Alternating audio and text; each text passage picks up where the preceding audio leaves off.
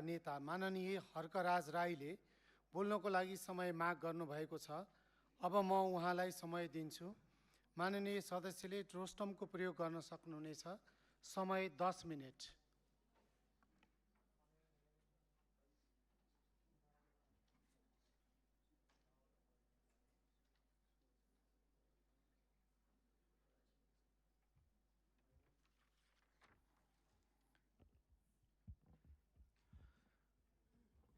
सम्माननीय सभामुख महोदय, माननीय सांसदज्यूहरू,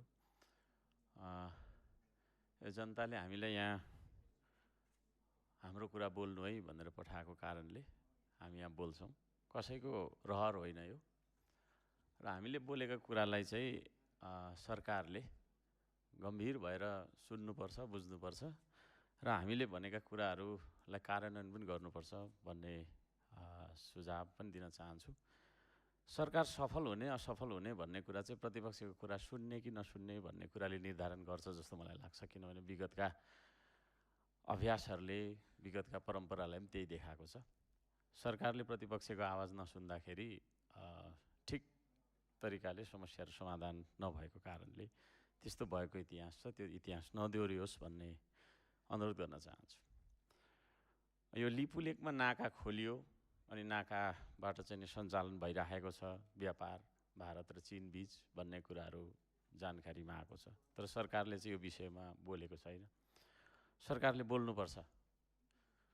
हामी चाहन्छौँ सरकारले बोलोस् र के हो त आधिकारिक धारणा नेपाल सरकारको त्यसबारेमा भन्ने कुरा हामी सबैलाई जानकारी होस्। यो ग्यासको सप्लाई अचम्म लाग्छ। नेपाली जनताले त्यतिकै निशुल्क चलाएको त होइन।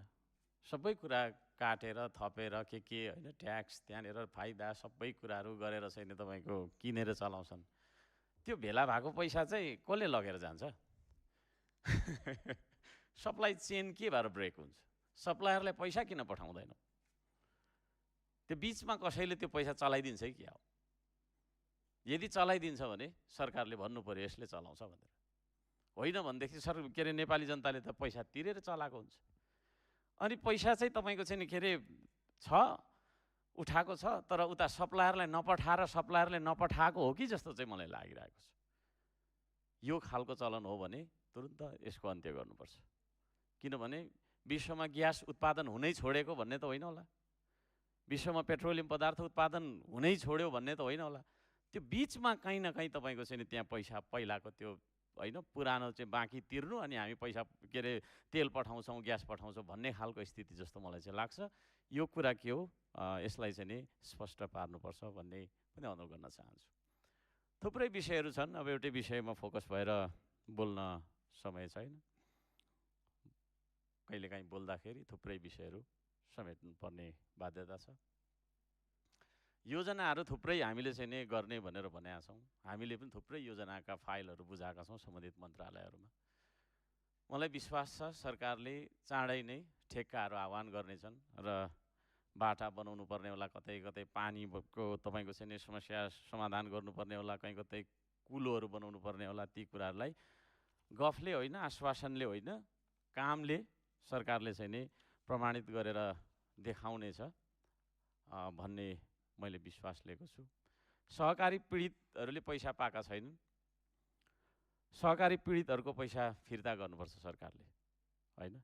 सरकारले कसले तपाईँको चाहिँ के अरे ठगी गरे हो, ती ठगी गरेका मान्छेहरूको जाजेथाबाट असुलेर तुरुन्त फिर्ता गर्नुपर्छ। माइती घरमा जहिले हजारौँ सङ्ख्यामा पीडितहरू आएर तपाईँको चाहिँ के अरे आन्दोलन गरिराख्नु नपरोस् भन्ने अनुरोध गर्न चाहन्छु। बराब बचत तथा ऋण सहकारी संस्था धरानले अरबौँ रुपियाँ ठगेको छ। एउटा मैले यो विशिष्टीकरण गरेँ। पीडितलाई पैसा फिर्ता गर्नेतर्फ सरकारले ध्यान दियोस्। सुकुम्बासी अव्यवस्थित बसोबासीको बारेमा सरकारले ध्यान दिनुपर्छ। कसरी व्यवस्थापन गर्ने, कसरी चाहिँ नि धनी पूर्जा वितरण गर्ने भन्ने बारेमा सरकारले तत्काल काम गरोस् भन्ने सुझाव दिन चाहन्छु। 2083 साल यो महिना श्रावण महिनाको 5 गते जानकी मन्दिर अगाडि हाम्रा श्रमदाताहरूमाथि दुर्व्यवहार भयो, त्यहाँ कुटपिट भयो। त्यहाँ त्यसरी चाहिँ गुन्डागर्दी देखाउने व्यक्तिहरूलाई सरकारले कारबाही गर्नुपर्छ कि सरकारको अथवा सरकारी पक्षको पनि संलग्नता छ भने हाम्रो संलग्नता छ भनेर भनिदिनु पर्यो, होइन? We want the answer. होइन भने त्यसरी तपाईँको एउटा नागरिकलाई नेपालमा है तपाईँको कहीँ कतै घुम्न डुल्न निषेध गर्ने तपाईँको चाहिँ छुट कसैलाई छैन। हिन्दू सम्राट सेना यो कस्तो सेना हो? यो नेपाली सेनाको समानान्तर सेना हो या कस्तो खालको सेना हो? यो सेनाको बारेमा सरकारले खोज गरोस् र सेना नामको समूह जे जति छन् तिनीहरूलाई सबैलाई निषेध गरोस् भनेर भन्न चाहन्छु।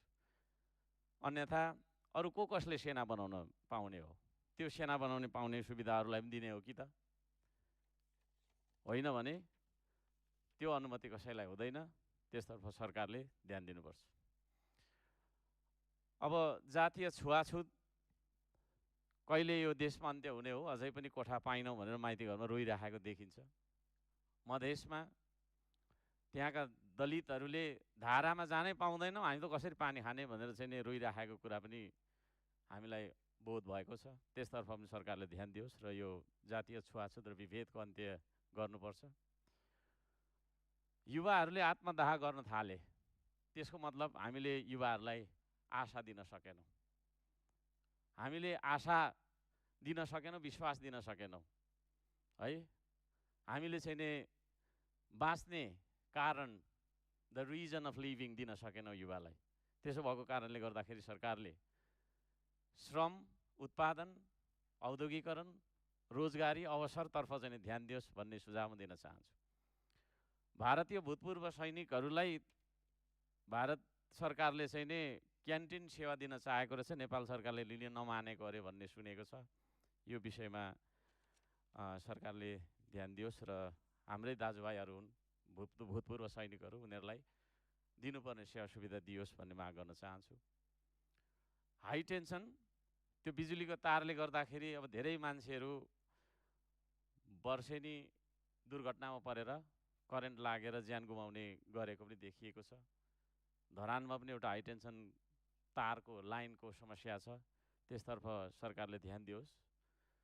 सुनसरी क्षेत्र नम्बर 1 मेरो चुनाव क्षेत्रको बरा क्षेत्रको कालाबन्जा र बाङ्गेमा डुबानको अवस्था छ। त्यसतर्फ पनि सरकारले ध्यान दियोस् र त्यहाँ के गर्नुपर्ने भन्ने कुरा गरोस् भन्ने माग गर्न चाहन्छु। रामधुनीको 64 बिघा, रामधुनी नगरपालिकाको 64 बिघा भन्ने ठाउँमा चाहिँ भूमाफियाहरूले त्यहाँको सबै जग्गा चाहिँ हाम्रो हो भनेर आफ्नो नाममा गरेको रहेछ।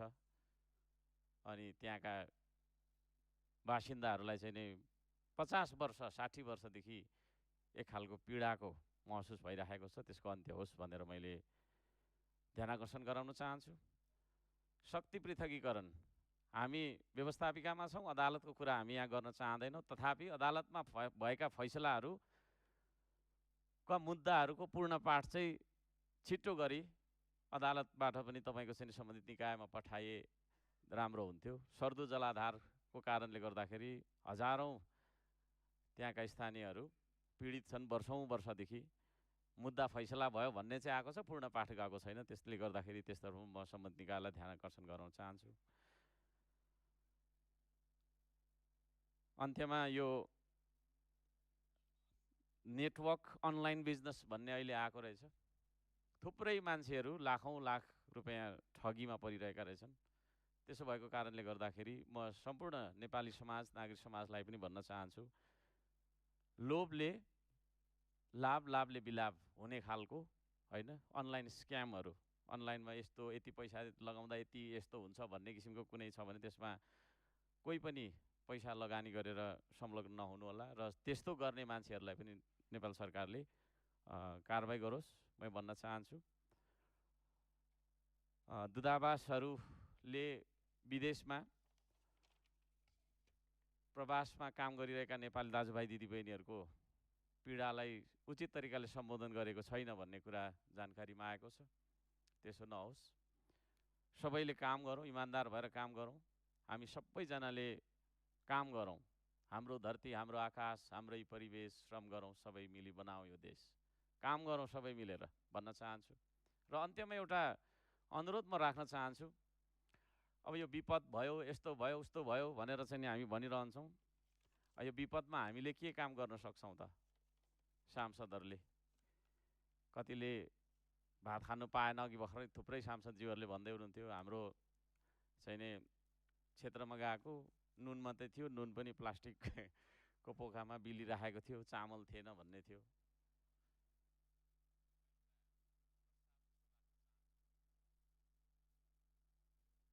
समय सकियो कि के हो? हामी सबै सांसदहरू यहाँ 275 जना छौँ मैले बुझ्दा। हामी सबैले हाम्रो सुविधाको 50-50 हजार निकालेर एउटा त्यो राहत कोष बनाउँदाखेरि 1,37,00,000 समथिङ हुने रहेछ। त्यो बनाउनु पर्छ कि जस्तो लागेको छ। र यो पनि म राख्न चाहन्छु। यहाँहरू सबैलाई धन्यवाद दिँदै मेरो भनाइ टुङ्ग्याउँछु। नमस्कार।